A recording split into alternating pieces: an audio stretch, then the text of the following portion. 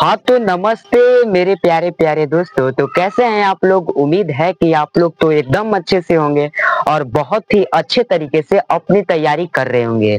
और दोस्तों, मैं आप सभी के बीच फिर से आ गया हूँ एक इतिहास को एकदम सबसे हल्का बनाने के लिए। जी हाँ मेरे प्यारे दोस्तों, आप लोगों ने सही सुना, इतिहास को इतना हल्का बना देंगे कि आप लोग नाम लीजिएगा। वाकई में सर, आपसे पढ़कर काफी मजा आएगा। लास्ट में आप लोग खुद बोलिएगा। इस क्लास को शुरू से लेकर अंत तक देखिएगा। तो इस क्लास को स्टार्ट करने से पहले एक मोटिवेशन शायरी मैं बोल देता हूँ, ध्यान से सुनिएगा। कहते हैं मेरे दोस्त कि माँ तेरे पसीने को हर एक बूंद मोती से चमकाऊंगा मैं। माँ तेरे पसीने को हर एक बूंद मोती से चमकाऊंगा मैं। तू सपने बड़े बड़े देखना मेरी माँ, उसे पूरा करके दिखलाऊंगा मैं। तो इसलिए मेरे प्यारे दोस्तों, अपने माँ बाप को सपना जरूर ही पूरा कीजिएगा मेरे प्यारे दोस्तों। उम्मीद करते हैं कि ये मोटिवेशन आपको अच्छा लगी होगी। तो चलिए इस क्लास को हम यही से शुरुआत करते हैं मेरे प्यारे दोस्तों, ठीक ना। देखिए, इतिहास का पहला चैप्टर का नाम क्या है? यूरोप में राष्ट्रवाद। कई लोग क्या करते हैं ना कि इतिहास के बारे में बताते नहीं है, डायरेक्ट आ जाते हैं कि यूरोप क्या होता है, राष्ट्रवाद क्या होता है, फिर उसके बाद अपना परंपरा चालू कर देते हैं। तो लेकिन मेरे प्यारे दोस्तों, ये यहाँ पर नहीं चलेगा। लेकिन जो बताऊंगा पूरा बेसिक से बताऊंगा। इतिहास के बारे में जानेंगे, इतिहास के पिता किन्हें कहा जाता है, तो इतिहास के पिता हेरोडोटस के बारे में जान लेंगे। तब उसके बाद यूरोप क्या होता है, राष्ट्रवाद क्या होता है, सारा चीज को जानेंगे। ठीक है मेरे प्यारे दोस्तों, तो इस क्लास को शुरू से लेकर अंत तक देखिएगा। और चैनल पर न्यू होंगे तो सब्सक्राइब जरूर ही कर दीजिएगा और बेल आइकन को दबाकर ऑल पर प्रेस कर दीजिएगा, ताकि मैं जब भी वीडियो डालूं तो सबसे पहले नोटिफिकेशन आपके पास पहुंच जाए। और लाइव तो आप सभी को तो मालूम होगा कि लाइव क्लास भी चलता है, ठीक है मेरे प्यारे दोस्तों। तो देखिए, इतिहास क्या आप सभी को मन में इतिहास सुन के बोरिंग नहीं लगता है? यार इतिहास क्या है, इसको देख कहीं दिमाग खराब होता है, ठीक ना। तो इतिहास अब आपको सभी को बोरिंग नहीं लगेगा, एकदम इजी मतलब लगने लगेगा, ठीक ना। तो देखिए, पहले तो हम लोग जानेंगे कि इतिहास क्या होता है। पहले अगर मान लीजिए कुछ बताएगा कि बताओ इतिहास का शाब्दिक अर्थ क्या होता है, तो क्या बताइएगा? बोलिएगा क्या मेरे प्यारे दोस्तों, बोलिएगा। देखिए, इतिहास का शाब्दिक अर्थ के बारे में पूछ रहा है, तो हम लोग क्या करेंगे कि इसको तोड़ देंगे। तो देखिए, इति मतलब क्या होता है, यहाँ से तोड़ कर निकालेंगे। हर हास मतलब, ठीक ना, हास। देखिए, आप सभी को तो मालूम होगा, इति मतलब जो बीत गया है, बीता हुआ है, ठीक ना। इति मतलब होगा बीती हुई। क्या मेरे प्यारे दोस्तों, इति मतलब बीती हुई। क्या दोस्तों, तो बीती हुई। और हास मतलब क्या होता है? घटना हुआ होगा। क्या घटना हुआ होगा? हास मतलब क्या होता है? तो घटना हुआ होगा, ठीक ना मेरे प्यारे दोस्तों। तो यहाँ पर क्या लिखेंगे? घटना हुआ होगा, घटना हुआ होगा, ठीक है मेरे प्यारे दोस्तों। आप सभी को तो मालूम होगा। यानी कि अगर कोई आपसे शाब्दिक अर्थ के बारे में पूछे तो क्या बोलिएगा? इतिहास का शाब्दिक अर्थ क्या होता है? तो बोलिएगा बीती हुई घटना, मतलब बीती हुई घटना हुआ होगा। यानी कि ऐसा अवश्य ही घटना हुआ होगा, या बीती हुई यहाँ पर ऐसा अवश्य ही लिख दीजिए। क्या ऐसा, ठीक ना दोस्तों, ऐसा अवश्य ही लिख दीजिए, चलेगा, ठीक ना दोस्तों, ऐसा अवश्य ही, ठीक है ये चलेगा, ठीक है। ऐसा अवश्य ही लिखिए, ऐसा अवश्य ही घटना हुआ होगा। जैसा कि आप सभी को तो मालूम है, इसमें इतिहास के बारे में पढ़ना, तो जो पहले शासन हुआ करता था नेपोलियन बोनापार्ट के बारे में, मतलब 1789 की ईस्वी के फ्रांसीसी क्रांति के बारे में, सारा चीज तो जानना ही है इस चैप्टर में। तो क्या ऐसा अवश्य ही जो घटना हुआ होगा, मतलब पिछली थी जो आ रहा है, क्या घटना हुआ होगा, उसी के बारे में आप सभी को इतिहास में जानना है। तो ठीक है, सब जानेंगे। अगर कोई से आपसे शाब्दिक अर्थ पूछ ले तो क्या जवाब दीजिएगा? ऐसा अवश्य ही घटना हुआ होगा। उन्हें मतलब इतिहास का यही शाब्दिक अर्थ होता है, आप लोग याद रखिएगा। तो अगर मान लीजिए आप लोग तो बचपन से रटते आ रहे हैं, इतिहास का परिभाषा क्या होता है, बीती हुई घटना को फिर से उजागर करना ही इतिहास कहलाता है, इतिहास कहलाता है। लेकिन अब आप लोग क्लास 10th में आ गए हैं, अब आप लोग क्या है, तो क्लास 10th में आ गए हैं, और क्लास 10th के लेवल से ही उसका आंसर याद कीजिए, ताकि परीक्षा में आपका एक भी नंबर नहीं कटे, ठीक है मेरे प्यारे दोस्तों। तो उम्मीद करते हैं कि ये तो समझ में आ ही गया होगा। इसको हम इरेज करने का प्रयास करेंगे मेरे प्यारे दोस्तों। और हम लोग अब क्या लिखेंगे? इतिहास का परिभाषा लिखेंगे। टॉपिक रहेगा दोस्तों इतिहास। क्या दोस्तों? इतिहास का परिभाषा, ठीक है दोस्तों, इतिहास। ठीक, राइटिंग को कोई हंसेगा नहीं जी, राइटिंग उतना बढ़िया नहीं बिकता। देखिए, इतिहास किसे कहते हैं, तो आप लोग बोलिएगा। हाँ, परिभाषा ऐसा याद कीजिए कि एग्जामिनर भी खुश होकर नंबर आपको दे दे, या कोई अगर मान लीजिए चलते फिरते कोई पूछ दे तो वो भी खुश हो जाए कि नहीं बच्चा 10th लेवल का आंसर याद किया है। तो बोलिएगा, देखिए, तथ्यों और परमाणु के आधार पर, तथ्यों और परमाणु के आधार पर इतिहासकारों के द्वारा जो बीती हुई घटना है उसको फिर से उजागर करना ही क्या कहलाता है? तो इतिहास कहलाता है। क्या कहलाता है? इतिहास कहलाता है। इसको परिभाषा लिखने से पहले आप ये बताइए कि इतिहास के पिता किसे कहा जाता है? यानी कि जनक, जो कि इतिहास के एथी किए हैं पहले। अब हम लोग को मान लीजिए इतिहास के बारे में, तो इनका नाम कहाँ से आया? इतिहास का नाम कौन रखा होगा? आप सभी को तो मालूम तो होगा ना मेरे प्यारे दोस्तों, क्या इसी आ गया इतिहास? नहीं, तो इतिहास का तो कोई तो ना जनक होंगे। तो जनक है मेरे प्यारे दोस्तों, कौन है? आप लोग कमेंट करने का प्रयास कीजिएगा। तो देखिए इतिहास के जनक मेरे प्यारे दोस्तों हेरोडोटस हैं। इतिहास के जनक कौन है? तो हेरोडोटस है दोस्तों, आप इस चीज को याद रखिएगा, ठीक ना। और ये यूनान देश के निवासी थे, आप इस चीज को याद रखिएगा, ठीक ना। और इन्हें ये जो हेरोडोटस थे उन्होंने पूरे विश्व के संपूर्ण इतिहास के बारे में जानकारी प्राप्त किए थे, ठीक ना दोस्तों, आप इस चीज को याद रखिएगा, ठीक ना। तो अगर मान लीजिए आपसे कोई इतिहास का परिभाषा पूछे तो क्या दीजिएगा? आप उनको जवाब क्या दीजिएगा? तो लिखिएगा तथ्यों और प्रमाणों के आधार पर। क्या मेरे प्यारे दोस्तों? तथ्यों और प्रमाणों के आधार पर, तथ्यों और प्रमाणों के आधार पर, परमाणु के आधार पर इतिहासकारों के द्वारा, तथ्यों और परमाणु के आधार पर इतिहासकारों के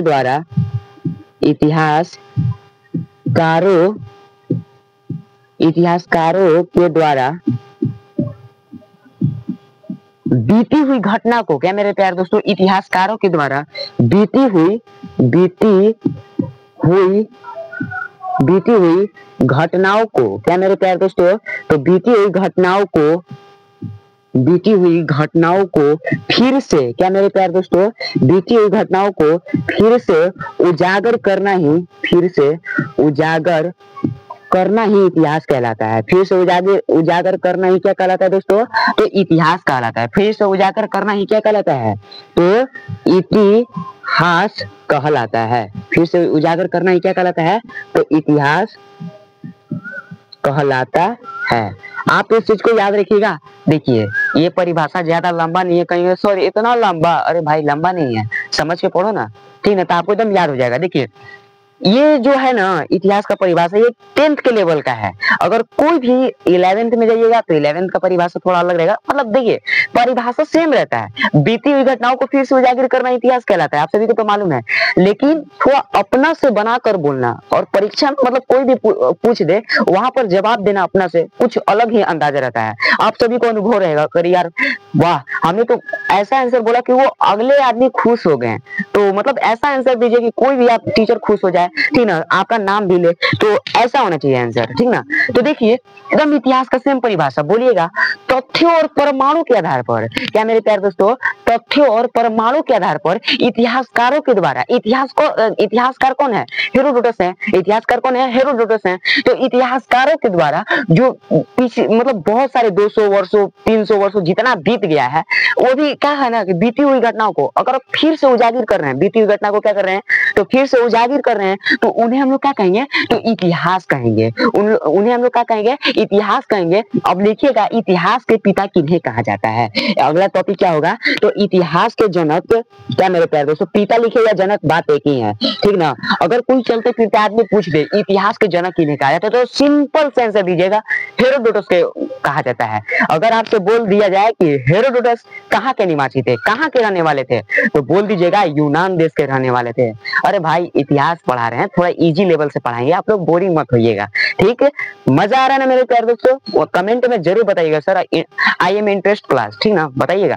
तो देखिए इतिहास के जनक किन्हें कहा जाता है मेरे प्यारे दोस्तों? तो इतिहास के जनक हेरोडोटस को कहा जाता है। इतिहास के जनक किन्हें कहा जाता है? तो हेरोडोटस को कहा जाता है। हेरोडोटस को कहा जाता है। इतिहास के जनक किन्हें कहा जाता है? तो हेरोडोटस को कहा जाता है, ठीक है दोस्तों, कहा जाता है। क्या दोस्तों आप सभी को मालूम है? क्या दोस्तों यहाँ तक किसी को दिक्कत? भाई बेसिक से पढ़ाएंगे, आप लोग टेंशन मत लीजिए, ठीक ना। आज शायद राष्ट्रवाद तक बता दें, ठीक ना मेरे प्यारे दोस्तों।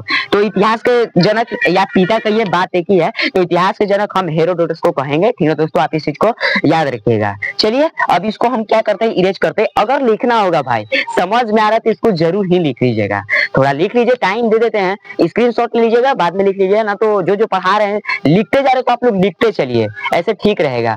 जो समझाएंगे अगर लिखते चल रहे तो और अच्छा ना है, लिखना है तो लिख लीजिए। चलिए अब हम लोग आगे बढ़ते हैं, ठीक है, इसको इरेज कर देते हैं। ओके, मैं तो बहुत अच्छे तरीके से भाई समझा रहा हूँ, अब आप लोगों को समझ में नहीं आ रहा है अब इसे कौन समझाएगा भाई, आप लोग ही बताइए, इतना इजी है वे में। अब आप लोगों को समझ में नहीं आ रहा तो क्या है, और भी टीचर है जो कि बताते भी हैं, बहुत अच्छे तरीके से भी बताते हैं, लेकिन यहाँ पर तो और इजी लेवल से कर दिया गया है, ठीक ना। तो चलिए, इतिहास के पिता किन्हें कहा जाता है, तो हेरोडोटस को कहा जाता है। आप इस चीज को तो अभी बहुत अच्छे तरीके से समझे, हेरोडोटस को कहा जाता है। क्या आपसे अगर मैं पूछ दूं, कि हेरोडोटस कहाँ के निवासी थे, तो कहिए कहा सर एक क्वेश्चन में रिपीट कर रहे हैं। क्यों नहीं रिपीट करेंगे भाई, क्यों नहीं करेंगे, क्योंकि जान लेंगे तो और तो अच्छा है। तो देखिए, हेरोडोटस थे ना दोस्तों, हेरोडोटस यूनान देश के निवासी थे। हेरोडोटस कहाँ से निवासी थे दोस्तों, तो यूनान देश के निवासी थे दोस्तों। आप इस चीज को याद रखिएगा। अगर मेरे प्यारे दोस्तों, मेरे शेर और शेरनियों, अगर आपसे पूछ दिया जाए कि हेरोडोटस क्या थे, तो हेरोडोटस ने क्या जानकारी प्राप्त की थी, तो बोलिएगा पूरे विश्व के इतिहास के बारे में उन्होंने संपूर्ण जानकारी प्राप्त की थी। क्या, तो पूरे विश्व के इतिहास के बारे में पूरा ज्ञान, संपूर्ण ज्ञान, जानकारी प्राप्त किए थे दोस्तों। आप इस चीज को याद रखिएगा, तभी तो इतिहास का जनक हेरोडोटस को कहा जाता है, ठीक ना। आप लोग याद रखिएगा। डिजिटल बोर्ड में दोस्तों, तो मैं उनका चित्र भी आप सभी को दिखाता, ठीक ना। तो आ जाइए आप लोग, देखिए, हेरोडोटस यूनान देश के निवासी थे, जिन्होंने, क्या मेरे प्यारे दोस्तों, जिन्होंने संपूर्ण विश्व के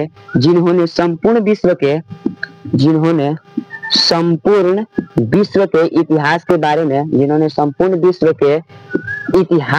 में जानकारी प्राप्त की थी। संपूर्ण विश्व के इतिहास के बारे में जानकारी प्राप्त किए थे। इतिहास के बारे में जानकारी प्राप्त किए थे, ठीक है दोस्तों, प्राप्त किए थे, ठीक है दोस्तों। आप इस चीज को याद रखिएगा। क्या यहाँ तक किसी को दिक्कत, भाई ये तरह इजी लेवल से समझा रहे हैं, अगर दिक्कत है ना भाई, तो क्यों इतिहास के पढ़ रहे हो यार। अब इतना तोड़ तोड़ के समझा रहा हूँ, तब भी आप सभी को समझ में नहीं आ रहा है, तो गजब बात है, ठीक ना। तो इतिहास का पिता हेरोडोटस को कहा जाता है, जिन्होंने यूनान देश के निवासी थे, और इन्होंने पूरे संपूर्ण विश्व के इतिहास के बारे में जानकारी प्राप्त की थी। बस इतना ही जानना है, खत्म। इतिहास के बारे में खत्म। अब आते हैं हम लोग चैप्टर पर। अब कहाँ पर आते हैं हम लोग, तो चैप्टर पर आते हैं। अच्छा, बात छिड़ गई है तो रुक जा भाई, बात छिड़ गई है तो आप सभी को कोई कहता है ना भाई, कोई कहता है कि बताओ अभी कौन सा शताब्दी चल रहा है, तो क्या बोलिएगा। देखिए, छोड़िए ना शताब्दी के बात, हम बताते शताब्दी क्या साल के कहा जाता है, कितने साल के, 10 साल के, 15 साल, 20 साल, 100 साल, 250 साल, 300 साल, तो कितने साल का, मतलब अगर कोई आपसे पूछे कि एक शताब्दी कितने साल का होता है, तो दोस्तों उसको इजी लेवल में समझाइएगा। क्या मेरे प्यारे दोस्तों, उसको इजी लेवल में क्या समझिएगा कि भाई दोस्त ध्यान से सुन लेना कि शताब्दी का बात किया जाए। क्या मेरे प्यारे दोस्तों, तो शताब्दी का बात किया जाए ना, तो 100 साल के शताब्दी, 100 साल का एक शताब्दी होता है। 100 साल का क्या होता है, तो एक शताब्दी होता है। लेकिन आपको कंफ्यूज करने का, कोई भी पूछे आपको कंफ्यूज करने का जरूर ही कोशिश करेगा। क्या कोशिश करेगा, चल तो शताब्दी बता दिया, दशक कितना साल के कहेंगे, दशक कितना साल के कहेंगे मेरे प्यारे दोस्तों, तो बोलिएगा ना क्या भाई तू कंफ्यूज कर रहा है, हमारा नहीं मालूम है दशक, क्या कहिएगा, दशक क्या साल का कहा जाता है, तो दशक कहिएगा 10 साल को कहा जाता है। दशक क्या कहा जाता है, तो 10 साल को कहा जाता है। आप इस चीज को याद रखिएगा। अब चलिए, अब यहाँ तक तो हम लोग समझ गए, दशक 10 साल को कहा जाता है। लेकिन कहीं चलते फिरते आदमी बोलता है ना कि इतिहास पढ़ ले है, इतिहास, चल हमरा एगो क्वेश्चन के जवाब देके देखा, पुनर्जागरण किसे कहते हैं। किनको ये क्वेश्चन पहले से मालूम था, कमेंट में जरूर बताइएगा। नहीं सर हमको पहले से मालूम था कि पुनर्जागरण किसे कहते हैं, पुनर्जागरण किसे कहते हैं। अक्सर जो मतलब पूर्वज लोग हैं ना, हम लोग के जो दादा लोग हैं, ठीक ना, चाहे मतलब पिताजी हैं, दादाजी हैं, चलते फिरते ये ज्यादा क्वेश्चन पूछते हैं कि बताओ पुनर्जागरण काल किसे कहते हैं। ये मतलब कोई भी चलते फिरते पूछ देगा दोस्तों, इस चीज को ध्यान से रखिएगा। तो देखिए, इसको हम इरेज करते हैं बहुत अच्छे तरीके से, ठीक ना। और देखिए दोस्तों, मैं आप सभी के लिए इतना मेहनत कर रहा हूँ, तो भाई चैनल को सब्सक्राइब जरूर कर दीजिएगा, चैनल को सब्सक्राइब जरूर ही कर दीजिएगा दोस्तों, ठीक ना। अब देखिए बात छिड़ गई है किसके बात पे, बात तो मेरे प्यारे दोस्तों पुनर्जागरण काल पर मतलब यदि छिड़ गई है कि पुनर्जागरण किसे कहते हैं, पुनर्जागरण काल किसे कहते हैं। पुनर्जागरण काल किसे कहते हैं, पुनर्जागरण काल किसे कहते हैं दोस्तों। आप इससे ये सवाल अगर मान लीजिए परीक्षा में पूछ दिया जाए तो आप लोग क्या जवाब दीजिएगा, आप लोग क्या जवाब दीजिएगा, तो बोलिएगा ना, क्या बोलिएगा। 14वीं शताब्दी से 17वीं शताब्दी तक का समय पुनर्जागरण काल कहलाता है। क्या दोस्तों, तो 14वीं शताब्दी से 17वीं शताब्दी तक का समय जो है वही पुनर्जागरण काल कहलाता है। एकदम समझा दीजिएगा, समझा दीजिएगा एकदम अच्छा तरीका से। ऐसे है जी, देखिए बोलिएगा कि 14वीं शताब्दी से, क्या मेरे प्यारे दोस्तों, तो 14वीं शताब्दी से 17वीं शताब्दी तक का समय, 17वीं शताब्दी तक का समय दोस्तों, 17वीं शताब्दी तक का समय, शताब्दी तक का समय पुनर्जागरण काल कहलाता है। शताब्दी तक का समय क्या कहलाता है दोस्तों, तो पुनर्जागरण काल कहलाता है, पुनर्जागरण काल कहलाता है, पुनर्जागरण काल कहलाता है दोस्तों। आप इस चीज को याद रखिएगा, किनको किनको ये समझ में आ गया है।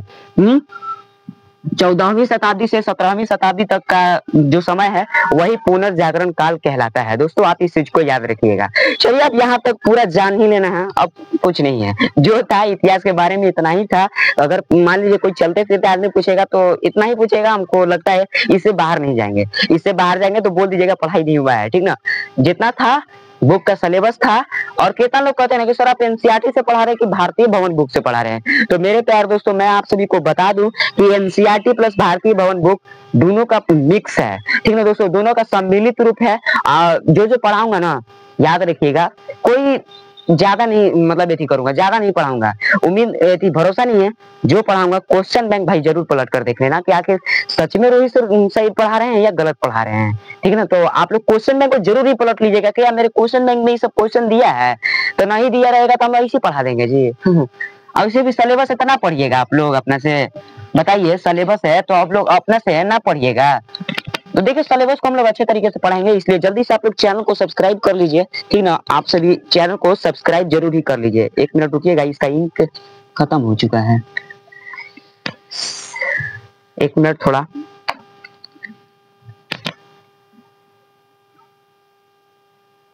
इतिहास आप सभी को बोरिंग नहीं लगेगा मेरे दोस्त, हम साथ में इतिहास को डरने नहीं देना है, बात खत्म, ठीक ना। तो चलिए अब हम लोग क्या जानेंगे, चैप्टर का नाम क्या है, अब यूरोप में राष्ट्रवाद।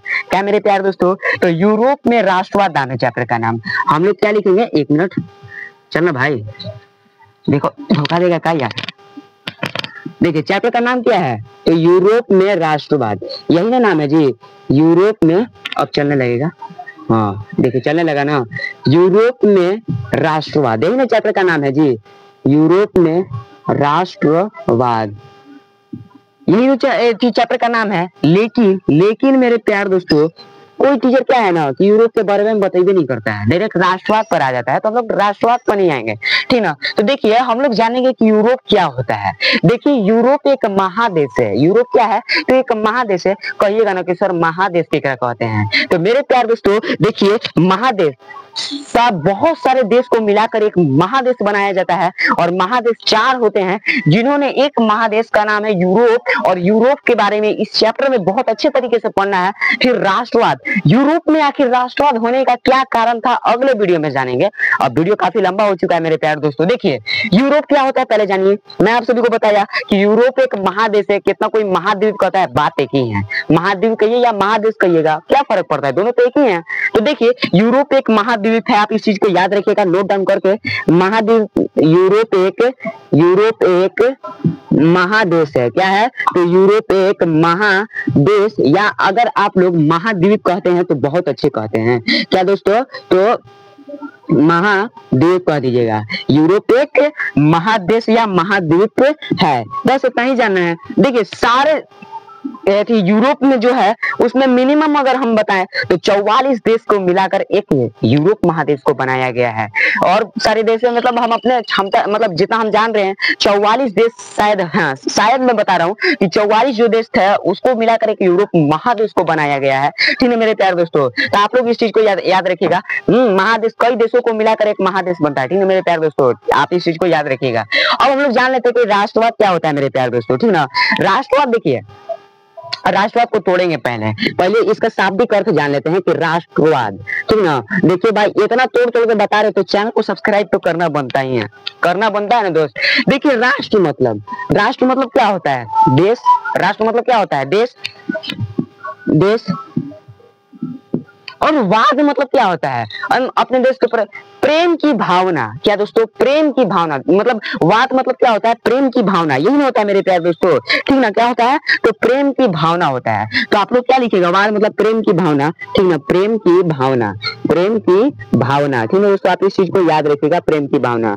अगर आपसे कोई राष्ट्रवाद, देखिए हम केवल समझा दे रहे हैं, अगले वीडियो में मैं आप इसका परिभाषा लिखवा दूंगा। ठीक ना, तो देखिए अगर कोई राष्ट्रवाद का परिभाषा है तो यहाँ पर केवल समझा रहा हूँ, अगले वीडियो में थोड़ा हम अपने अनुसार से इसका आंसर लिख समझाएंगे। ठीक ना, तो देखिए राष्ट्रवाद क्या होता है? तो अपने देश के प्रति जो प्रेम की भावना यानी कि लगाव रखते हैं, प्रेम की भावना लगाव रखते हैं, तो उन्हें हम लोग क्या कहते हैं? तो राष्ट्रवाद कहते हैं। उन्हें हम लोग क्या कहते हैं? तो राष्ट्रवाद कहते हैं। ठीक है दोस्तों, आप इस चीज को याद रखिएगा और क्लास को हम यहीं पर एंड करते हैं। एंड करने से पहले ये बात ध्यान रखिए कि हमने क्या क्या आज पढ़ा। क्या आप सभी को मन में ये चल रहा था कि क्या सर ये पूछने वाले हैं लास्ट में कि आप क्या क्या पढ़ाएं? तो जरूर पूछेंगे मेरे प्यारे दोस्तों। क्या पूछेंगे कि बताओ इतिहास किसे कहते हैं? तो कहा दीजिएगा 1 मिनट रुकिए, 2 मिनट रुकिए, 2 मिनट में हम आप सभी को इसको रिवीजन करवाते हैं। 2 मिनट केवल, बस 2 मिनट। ठीक ना, तो देखिए इतिहास किसे कहते हैं? तो बोलिएगा तथ्यों और प्रमाणों के आधार पर इतिहासकारों के द्वारा बीती हुई घटनाओं को फिर से उजागर करना ही इतिहास कहलाता है। फिर से उजागर करना ही क्या कहलाता है? तो इतिहास कहलाता है। अब आपसे पूछा जाएगा इतिहास के पिता किन्हें कहा जाता है? जनक किन्हें कहा जाता है? तो हेरोडोटस को कहा जाता है। इतिहास के पिता किन्हें कहा जाता है? तो हेरोडोटस को कहा जाता है, जो यूनान देश के निवासी थे, जिन्होंने संपूर्ण विश्व के इतिहास के बारे में जानकारी प्राप्त किए थे। जिन्होंने क्या किए थे? तो संपूर्ण विश्व के इतिहास के बारे में जानकारी प्राप्त किए थे, इसलिए उन्हें क्या कहा जाता है? तो इतिहास के पिता कहा जाता है, हेरोडोटस को। अब हम लोग क्या जाने थे कि शताब्दी की कितना साल को कहेंगे? तो 100 साल को शताब्दी कहा जाता है, 10 साल को दशक कहा जाता है। आप इस चीज को याद रखिएगा। अब मैं पुनर्जागरण काल पूछूं तो बोलिएगा 14वीं शताब्दी से लेकर 17वीं शताब्दी तक का समय क्या कहलाता है? तो पुनर्जागरण कहलाता है। आप पुनर्जागरण काल कहलाता है, इतना याद रखिएगा। यूरोप क्या है? तो भाई यूरोप एक महाद्वीप या महादेश है, बात खत्म। राष्ट्रवाद क्या है? तो बोलिएगा अपने देश के प्रति प्रेम की भावना को हम लोग राष्ट्रवाद कहते हैं। तो दोस्तों कैसा लगा आज का वीडियो? उम्मीद है कि आप लोग को तो वीडियो बहुत अच्छा लगा होगा, लाजवाब लगा होगा। अगर भाई लगा होगा लाजवाब तो कमेंट करना नहीं भूलिएगा। ये हम आपसे उम्मीद करते हैं कि कमेंट जरूर कीजिएगा। ठीक है मेरे प्यारे दोस्तों, तो चलिए हंसते रहिए, मुस्कुराते रहिए, तब तक ले पढ़ते रहिए। तो मिलते हैं अगले वीडियो में मेरे प्यारे दोस्तों, तब तक ले जय हिंद, जय भारत।